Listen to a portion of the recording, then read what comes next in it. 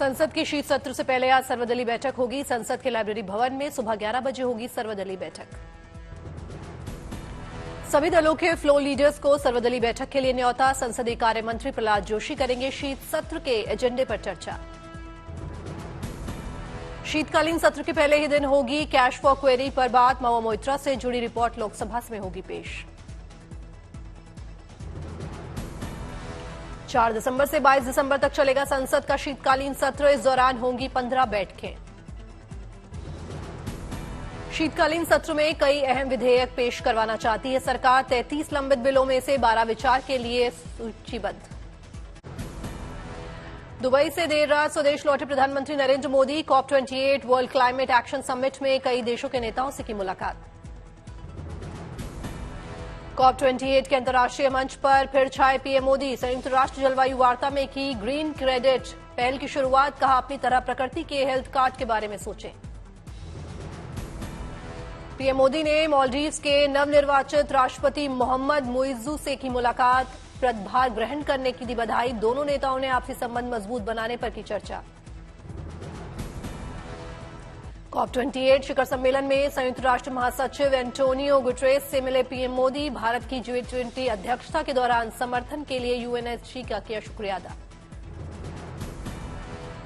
PM Modi ने Uzbekistan गणराज्य के राष्ट्रपति शौकत से मुलाकात की। स्वास्थ्य, शिक्षा, फार्मास्यूटिकल्स और पारंपरिक चिकित्सा के क्षेत्र में हुई द्विपक्षीय वार्ता। दुबई में पर्यावरण पर UN के COP28 सम्मेलन में बोले प्रधानमंत्री मोदी। जलवायु परिवर्तन एक सामूहिक चुनौती है। दुनिया के नेताओं से पीएम ने कहा सबके हितों की सुरक्षा जरूरी। प्रयासों में सबकी भागीदारी हो।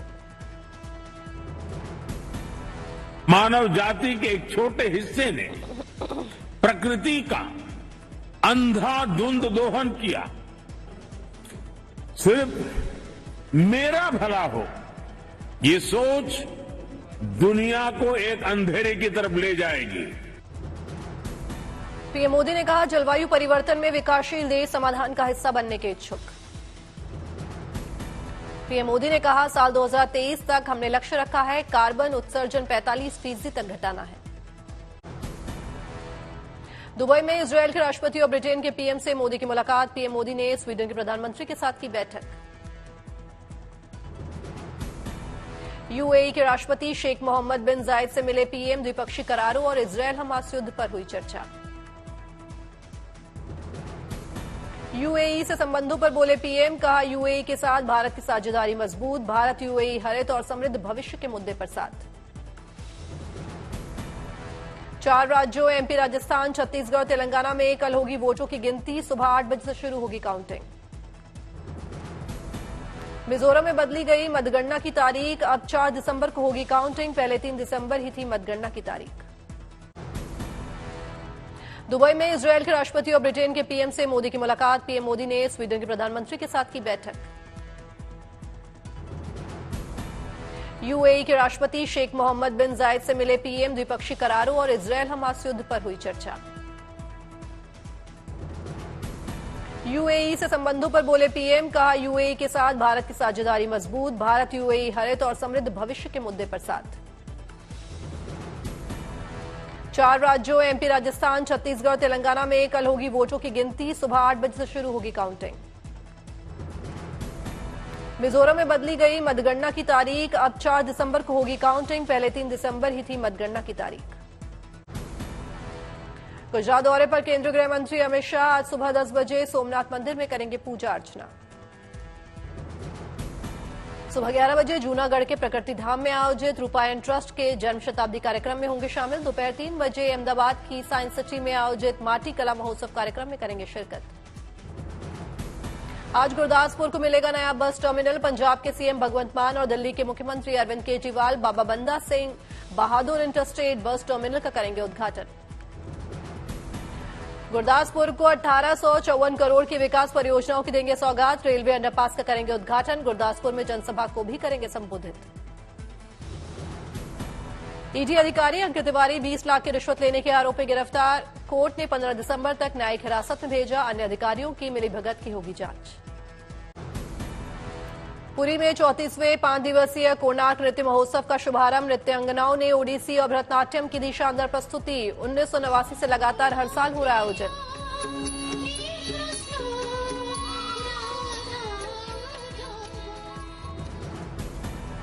कथक, कथकली, मणिपुरी, कुचिपुड़ी समेत कई राज्यों के लोक नृत्यों की झलक। हर साल 1 दिसंबर से 5 दिसंबर तक किया जाता है आयोजन।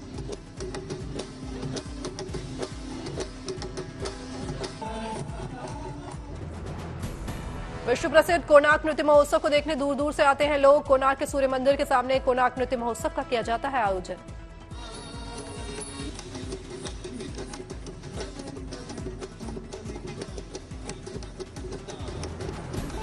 रामलला को अर्पित होगी पाकिस्तान के सिंध से आई सिंधी पोशाक। अजरक अयोध्या के देवालय मंदिर में की गई रामलला के पोशाक की पूजा। 21 पुजारियों ने अजरक को शुद्ध करने के लिए वैदिक मंत्रोच्चारण के साथ की आरती। आज श्री राम जन्मभूमि तीर्थ क्षेत्र ट्रस्ट को अर्पित की जाएगी रामलला के शीत ऋतु की पोशाक। रामलला की प्राण प्रतिष्ठा का हर जिले में बनेगा उत्सव। करीब 4000 साधु संतों को प्राण प्रतिष्ठा उत्सव में शामिल होने का मिला न्यौता। योगी सरकार के फैसले से अयोध्या में साधु संतों ने जताई खुशी। सीएम योगी आदित्यनाथ को बधाई का पात्र बताते हुए किए फैसले की सराहना। अरुणाचल प्रदेश के निर्जुली में स्वदेशी आस्था दिवस के मौके पर सांस्कृतिक और रंगारंग कार्यक्रम का आयोजन। आदिवासी समूह के लोगों ने भव्य लोकनृत्य से बांधा समा। आदिवासियों ने पुरानी परंपरा विरासत को पुनर्जीवित और संरक्षित करने की प्रतिज्ञा ली। आदिवासियों ने लोकगीत की दी शानदार प्रस्तुति।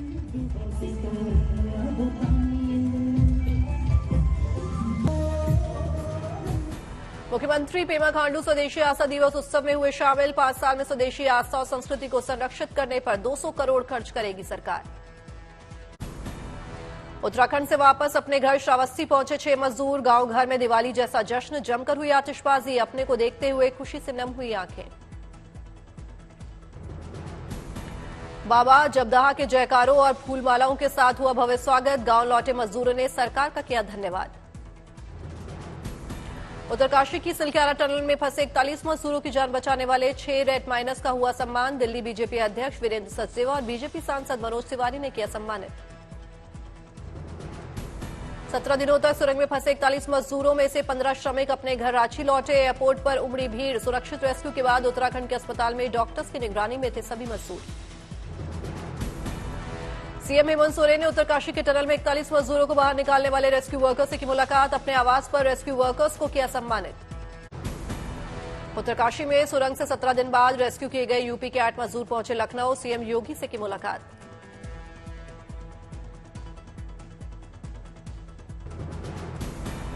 उत्तरकाशी रेस्क्यू ऑपरेशन में शामिल रहे रेड माइनर से दिल्ली में सीएम अरविंद केजरीवाल ने की मुलाकात। कामकाज की सराहना की। टनल से सुरक्षित निकलकर घर लखीमपुर पहुंचे मंजीत का हुआ भव्य स्वागत। लोगों ने लगाए भारत माता की जय के जयकारे। मंजीत को देख मां की आंखों से छलके आंसू। उत्तरकाशी टनल हादसे के शिकार सोनू सारण पहुंचे। जिलाधिकारी ने मुलाकात कर किया सम्मान। रेस्क्यू के बाद सुरंग के अंदर की लगातार आ रही हैं तस्वीरें। मजदूरों ने बनाया था वीडियो। हादसे के 13वें दिन का वीडियो सुरंग में मजदूरों का दिखा रहे थे हाल। दिल्ली में संयुक्त अरब एमिरेट्स के 92वें संघ दिवस का आयोजन। सांस्कृतिक और रंगारंग कार्यक्रम आयोजित।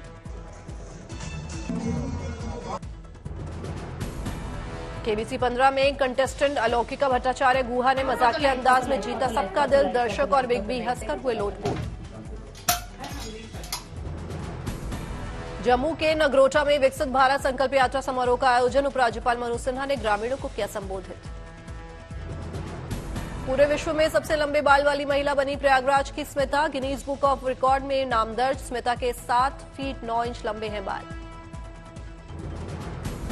कोल्हापुर में 23वीं तात्या साहेब तेंदुलकर स्मृति मेमोरियल लेक्चर सीरीज का आयोजन। गोवा के मुख्यमंत्री प्रमोद सावंत कार्यक्रम में हुए शामिल।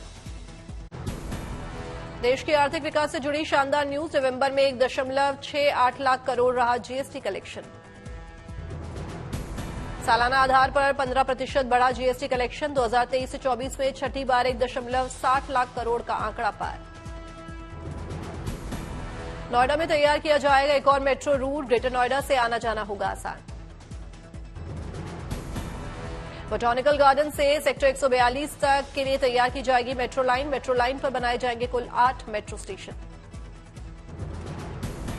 बोटानिकल गार्डन से सेक्टर 142 तक बनाए जाने वाले मेट्रो लाइन की डिटेल प्रोजेक्ट रिपोर्ट तैयार। एनएमआरसी ने मंजूरी के लिए नोएडा ग्रेटर नोएडा प्राधिकरण को भेजा। नशे के खिलाफ गुरुग्राम पुलिस का अभियान, कहा नशे पर नकेल कसने के लिए पुलिस को ग्राम प्रहरियों का मिल रहा है बेहतर सहयोग। हरियाणा पुलिस के डीजीपी ने प्रेस कॉन्फ्रेंस कर कहा महिलाओं की सुरक्षा के लिए पुलिस करेगी पुख्ता काम, ट्रिप मॉनिटरिंग से होगी महिलाओं की सुरक्षा मजबूत। प्रयागराज में लगने वाले शिल्प मेले में लगेगा कलाकारों का महाकुंभ, 1 दिसंबर से 12 दिसंबर तक चलेगा शिल्प मेला। राष्ट्रीय शिल्प मेले में लोकगीत और लोकनृत्य का कार्यक्रम भी होगा, कई राज्यों के व्यंजनों का लुत्फ उठाने का भी मिलेगा मौका। राष्ट्रीय शिल्प मेले के शुभारंभ से पहले शहर में निकाली गई भव्य शोभा यात्रा, कलाकारों ने आकर्षक झांकियों से लोगों का मन मोहा। मुंबई के बांद्रा में डब्बेवाला भवन के लिए किया गया भूमि पूजन, महाराष्ट्र के उप मुख्यमंत्री देवेंद्र फडणवीस हुए शामिल। मेरठ के चौधरी चरण सिंह विश्वविद्यालय में 2 छात्र गुटों में मारपीट, हंगामे का सीसीटीवी वीडियो आया सामने।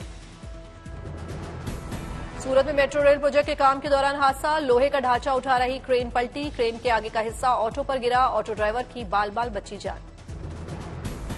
अंबाला में विदाई के दौरान दहेज मांगे जाने पर बवाल, दोनों पक्षों के बीच हुई मारपीट, पुलिस ने मामला दर्ज कर शुरू की जांच।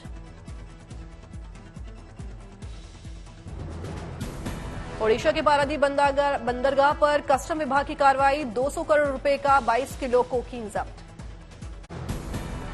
नवंबर में मारुति सुजुकी ने बेची 1,64,000 कारें, टीवीएस मोटर्स और बजाज ऑटो की टोटल सेल 31% बढ़ी। किया सोनेट फेसलिफ्ट का टीजर हुआ जारी, 14 दिसंबर को लॉन्च होगी नई किया सोनेट फेसलिफ्ट। मस्क ने टेस्ला साइबर ट्रक की 4 साल बाद दी डिलीवरी, बुलेट प्रूफ डोर और 548 किलोमीटर तक की रेंज का दावा। 2 साल के इनएक्टिव जीमेल अकाउंट आज से होंगे डिलीट, मेल, ड्राइव, डॉक्यूमेंट और गूगल फोटोज एक्सेस नहीं कर पाएंगे यूजर्स। हिमाचल में सिपाही के पदों पर भर्ती में महिलाओं को मिलेगा 30% रिजर्वेशन, राज्य मंत्रिमंडल ने दी मंजूरी। संघर्ष विराम खत्म होने के बाद फिर से इजरायल हमास की जंग तेज, सेंट्रल इजरायल में दागे गए रॉकेट। हमास के हथियारबंद गुट ने जारी किया वीडियो, इजरायली टैंकों पर ड्रोन से साधा निशाना। संघर्ष विराम पर बातचीत नाकाम होने के बाद इजरायली प्रभास के फैंस को मिली बड़ी सौगात, साला का ट्रेलर हुआ रिलीज, 22 दिसंबर को रिलीज होगी फिल्म।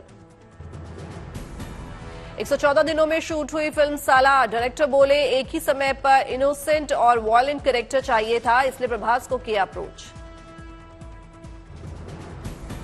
फिल्म एनिमल देखने पहुंचे सेलेब्स, परिवार के साथ नजर आए गोविंदा और शनाया कपूर।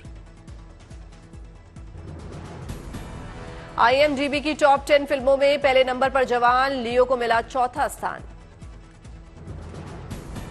रेड सी फिल्म फेस्टिवल में रणवीर सिंह को मिला अवार्ड, जॉनी डेप के साथ शेयर किया फैन मोमेंट।